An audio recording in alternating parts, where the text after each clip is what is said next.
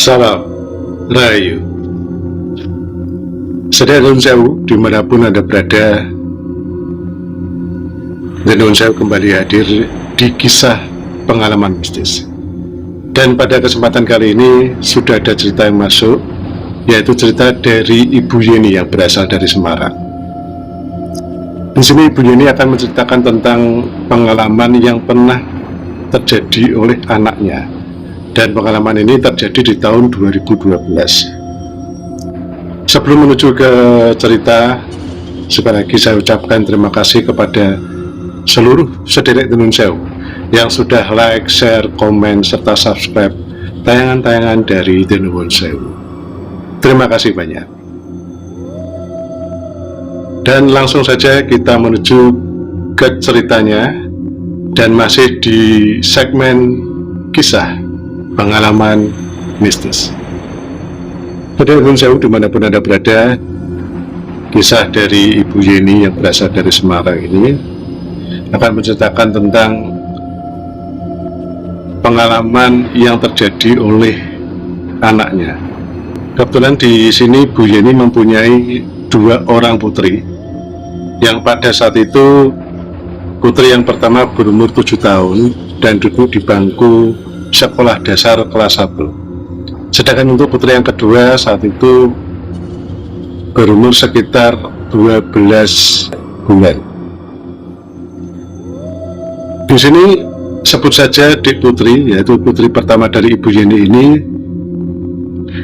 seperti halnya anak-anak pada lainnya, ya, dia juga suka bermain, dia juga anaknya periang. Tetapi di sini ada satu tingkah laku yang bisa dikatakan berbeda dengan anak-anak seumuran Dik Putri. Di sini Dik Putri ada satu kebiasaan di mana Dik Putri selalu suka dengan tempat-tempat yang mungkin anak-anak tidak mau bermain di tempat itu. Seperti halnya di dekat pohon atau di pojokan-pojokan ruangan yang sekiranya anak-anak biasa tidak mau bermain di situ. Mungkin secara awamnya tempat-tempat yang agak sedikit, mungkin bisa dikatakan tempat-tempat yang sedikit angker. Tetapi di sini justru malah Dik Putri suka sekali bermain di tempat-tempat itu.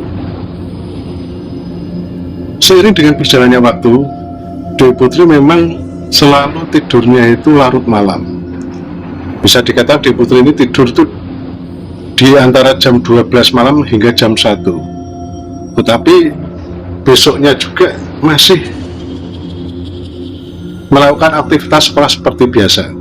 Meskipun terkadang untuk dibangunkan oleh Ibu Yeni ini agak sulit, tetapi bukan menjadikan satu masalah, karena memang Dik Putri meskipun masih berumur 7 tahun, dia juga mempunyai tanggung jawab tersendiri terhadap sekolahnya. Seiring dengan berjalannya waktu juga, tingkah laku daripada putri pertama dari Ibu Yeni ini juga bisa dirasakan oleh Ibu Yeni semakin aneh. Karena di sini memang Dik Putri mempunyai satu kebiasaan, di mana Dik Putri itu selalu bermain sendiri. Jika di dalam rumah, dia selalu bermain di tempat yang mana orang itu menganggap tempat ini agak sedikit gelap. Dan tepatnya tempat ini berada di belakang rumah dekat. Di situ Dik Putri selalu mengajak bermain teman sepantarannya. Dia bermain, semua mainannya dikeluarkan semua, terus kemudian selalu berbicara sendiri.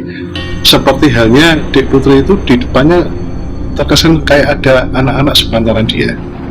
Lama-kelamaan di sini Ibu Yeni merasa aneh dan agak sedikit takut dengan perkembangan Dik Putri. Karena di setiap jam 10 sampai dengan jam 12 malam, Dik Putri selalu mengajak bermain, terus kemudian mengeluarkan semua mainannya. Memang kalau di pandangan Ibu Yeni, Dek Putri sendiri, tetapi mimik wajah Dek Putri ini seakan-akan memang dia ada teman yang selalu mengajak bermain Dek Putri di jam 10 sampai jam 12 malam. Dan di sini intensitasnya hampir setiap hari. Saat itu Ibu Yeni berkonsultasi dengan suaminya. Pak, ini kok Dek Putri kok setiap hari kok aneh ya Pak? Mesti kok selalu jam 10 sampai dengan jam 12 ini selalu bermain di tempat itu. Dan semua mainannya dikeluarkan semua, dan dia juga tertawa, dia juga seakan-akan dia senang sekali, seakan dia ada temannya, kata Bu Yeni kepada sang suaminya. Saat itu sang suami hanya menjawab dengan enteng, alah toh Bu, ya sudah, itu juga namanya anak kecil. Anak kecil kan gitu, dia imajinasinya tuh masih tinggi, kata suami Bu Yeni. Dengan seiring berjalannya waktu, pada suatu hari ada satu kejadian di mana Ibu Yeni ini merasa agak sedikit khawatir segala sesuatu yang dilakukan oleh Dek Putri.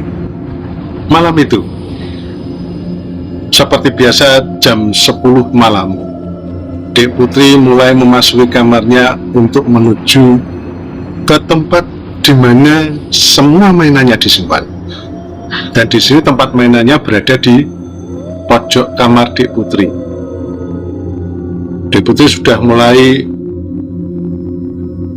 mengambil di dalam satu dus mainan, terus kemudian dia berjalan ke tempat yang biasa Dek Putri main.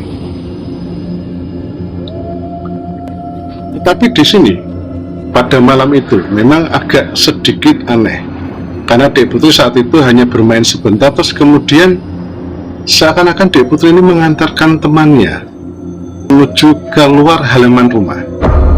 Saat itu Bu Yeni berkata kepada sang suaminya, Pak, ini kok Dek Putri kok aneh ya? Kok dia mau keluar rumah? Ngapain ya Pak ya? Sudah Bu, kita perhatikan aja dia maunya apa. Udah, kita lihat aja dari sini.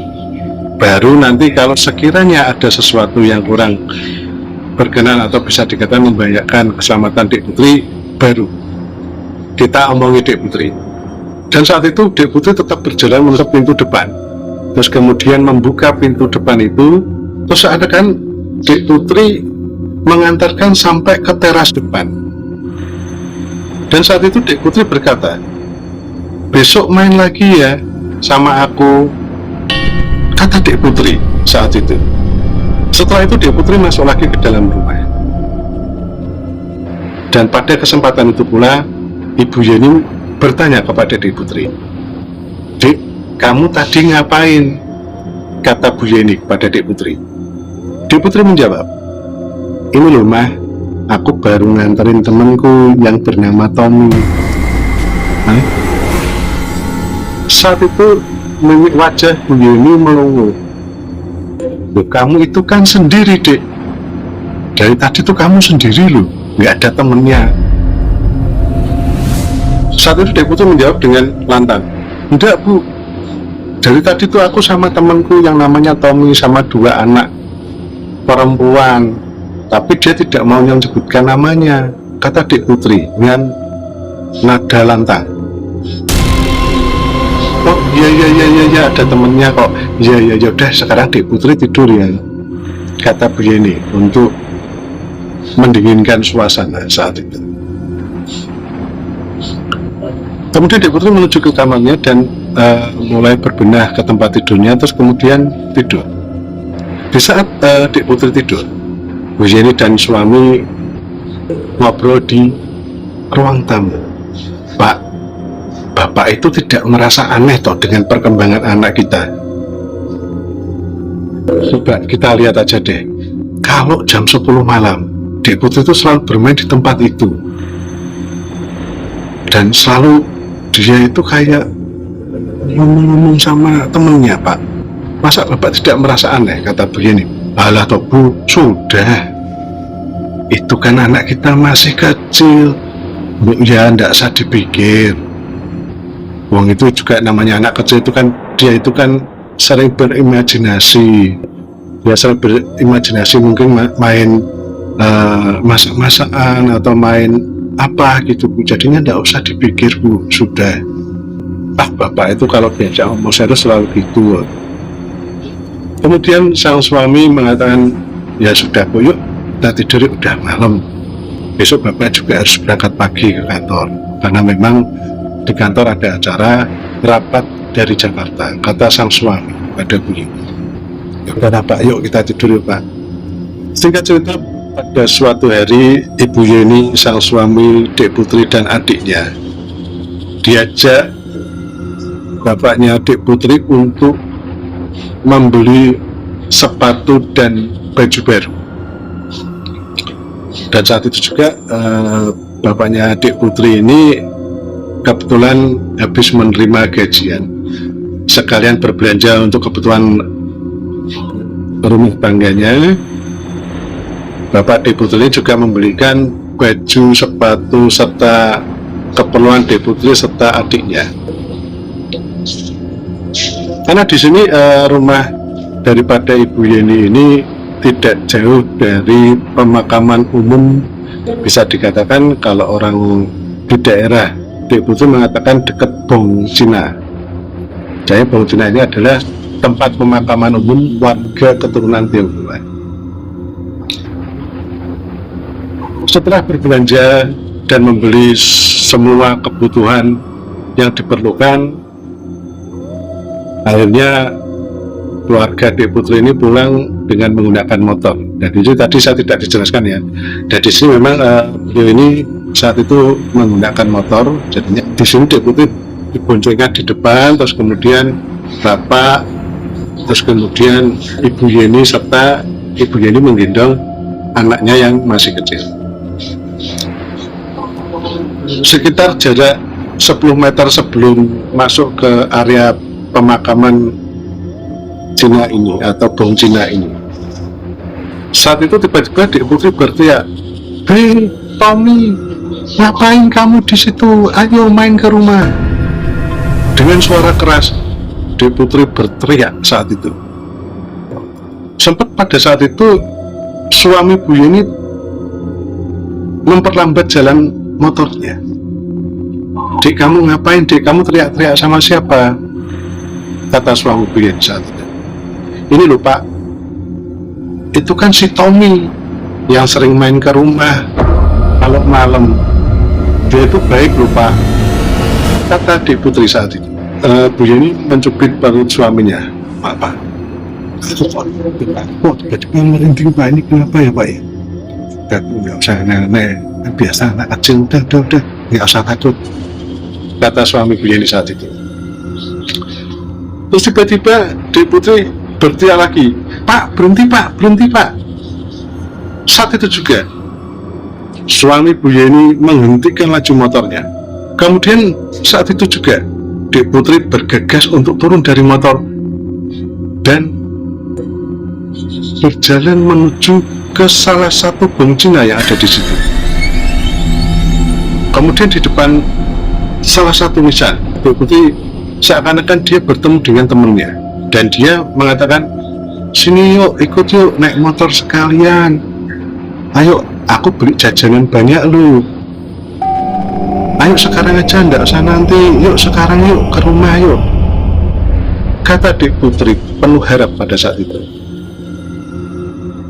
Bu Yeni dan suami saat itu saling bertatap-tatapan.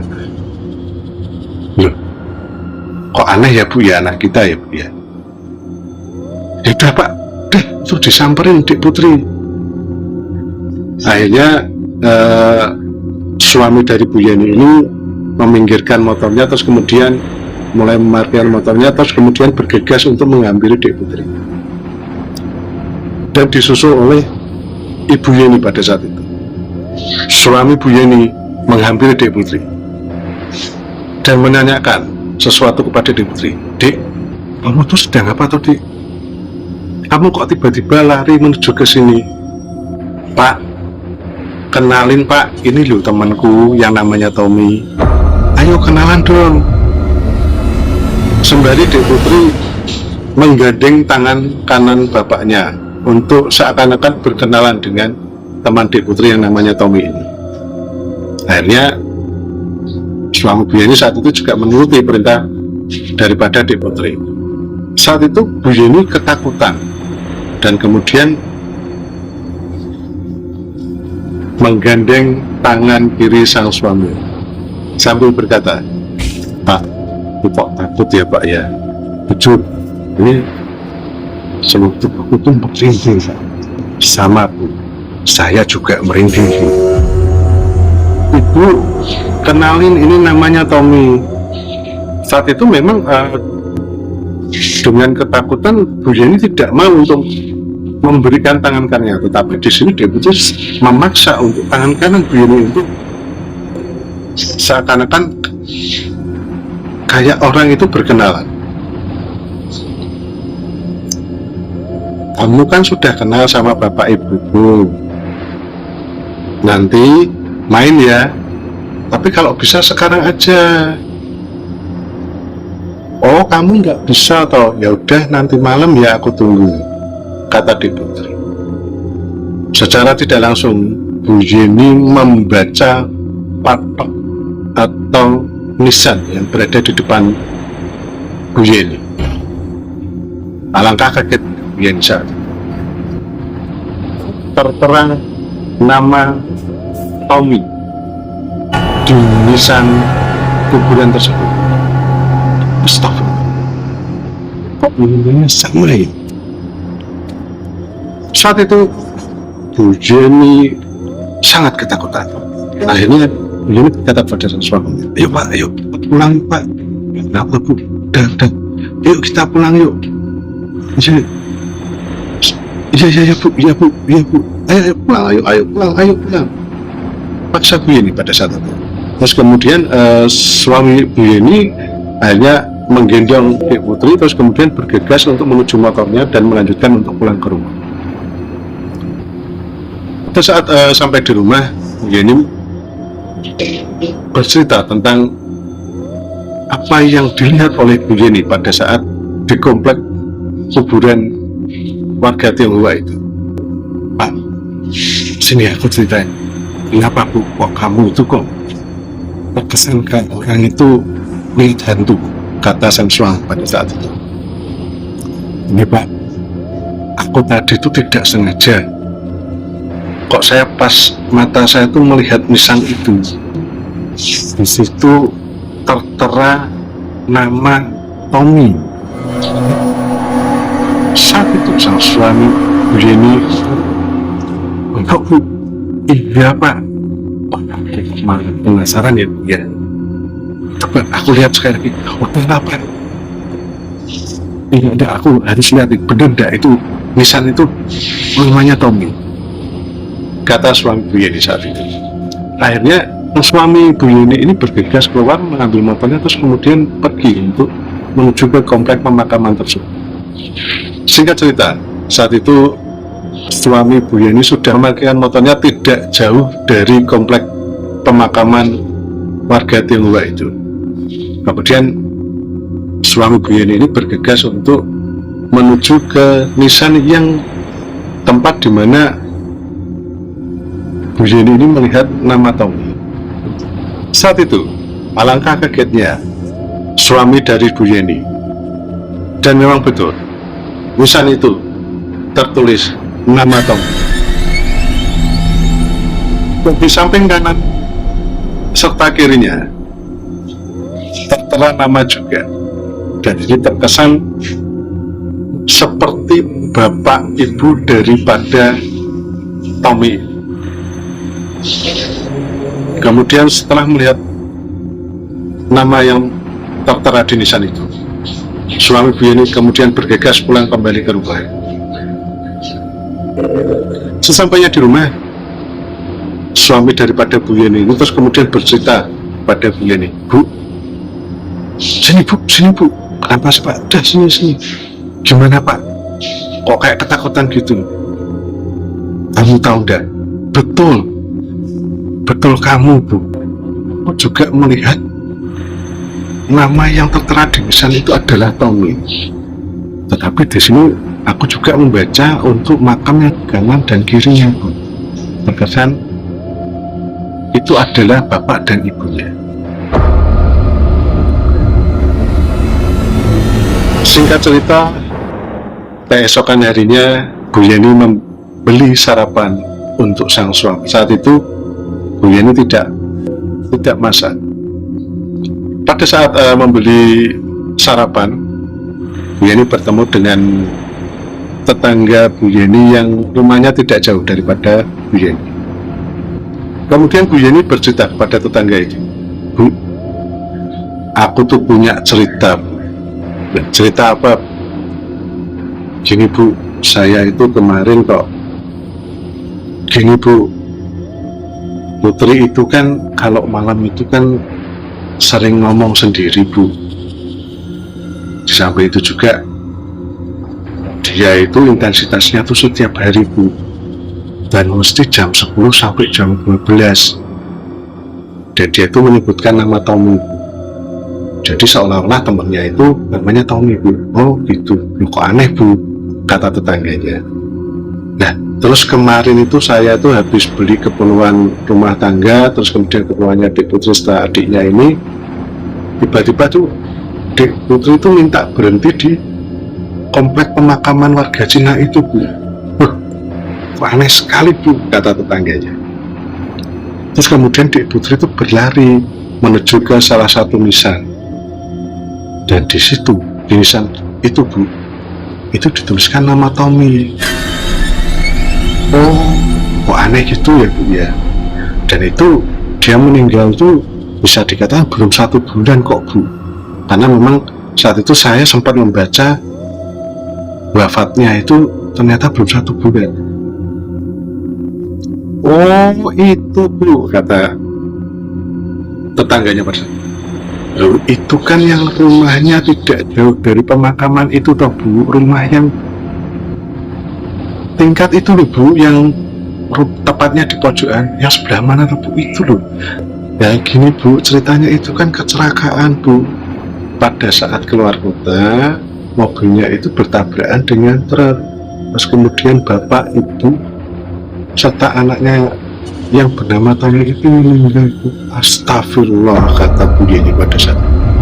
Berarti apa yang Dek Putri lihat itu berarti hantu Bu. Nah yang kemarin itu Dek Putri sempat ke rumah, mampir ke rumah, terus dia itu ya juga berbicara sendiri, seakan-akan dia berbicara dengan temannya. Sampai dia itu berkata sama saya begini, Budi, tak kenalin yuk teman saya, ini loh Tommy, orangnya baik loh, tapi dia matanya sipit Budi, kata Putri saat itu Bu. Walah, loh kok barusan cerita sekarang Bu? Ya kita kan baru ketemunya sekarang Bu. Kemarin-kemarin kan kebetulan saya luar kota, kebetulan kan suami ke Surabaya selama 1 minggu dan saya ikut Bu. Oh, berarti ini bener ya Bu ya, Putri ini memang bisa melihat seperti itu ya. Bisa jadi Bu. Setelah makanan yang dipesan oleh Bu Yeni ini, terus kemudian dibungkus, terus kemudian dibawa pulang oleh Bu Yeni pada saat itu, terus kemudian pamitan kepada tetangga Bu Yeni. Sesampainya di rumah, Bu Yeni bercerita kepada sang suami, Pak, ternyata Dek Putri itu punya kemampuan yang luar biasa, kata Bu Yeni kepada sang suami. Maksud Ibu, anak kita itu memang bisa dikatakan indigo kali ya Pak ya. Kok Ibu tiba-tiba bisa berkata seperti itu? Ini loh, tadi itu saya ketemu dengan Ibu pojok situ. Saat itu saya cerita tentang kejadian kemarin yang kita alami itu Pak. Dan ternyata makam yang kita temui itu adalah makam orang yang rumahnya tidak jauh dari pemakaman itu loh Pak. Yang mana tuh Bu? Allah yang namanya luas, rumahnya bagus, tingkat 2 itu lupa. Oh itu. Oh ini loh Pak ceritanya, sekitar hampir 1 bulan yang lalu seluruh keluarganya itu kan pergi keluar kota. Terus kemudian terjadi suatu kecelakaan di mana bapak, ibu, serta anak yang bernama Tommy ini meninggal dunia. Ceritanya tragis ya Bu ya. Iya Pak. Pada saat asik Bu Yeni dan suami ini bercerita, tiba-tiba Dek Putri berteriak dari kamar, Bu, Bu. Dengan bergegas pada saat itu Bu Yeni menghampiri Dek Putri. Ada apa Put? Ada apa? Ini loh, Tom itu minta jajanan yang tadi dibeli oleh ibu. Saat itu wajah Bu Yeni sangat ketakutan sekali. Bu Yeni tidak bisa berkata apapun pada saat itu. Akhirnya Dek Putri mengoyang-oyangkan tubuh Bu Yeni sambil berkata, Bu, kok diam aja? Mana jajanannya? Iya Dek, sebentar saya ambilkan. Nah, dia diambilkanlah jajan yang tadi dibeli, terus kemudian dikasihkan Dek Putri.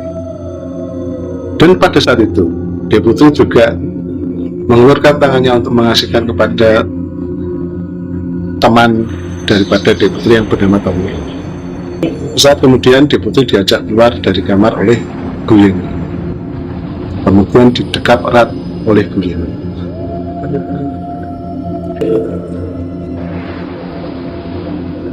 Setelah kejadian-kejadian yang terjadi, akhirnya di sini Bu Yeni sadar kalau Dek Putri ini mempunyai satu kemampuan yang diberikan oleh Tuhan yang tidak sama dengan anak-anak yang lain.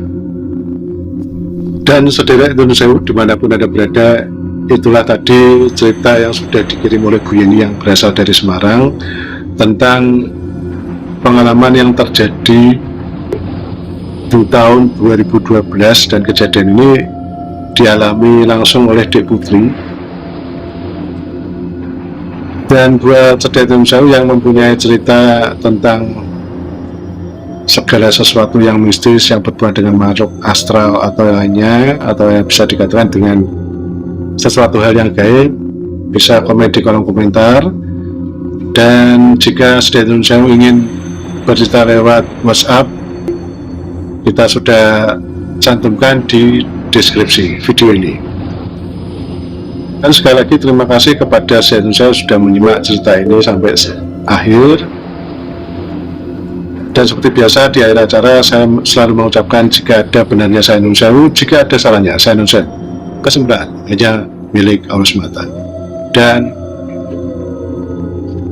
salam Rai.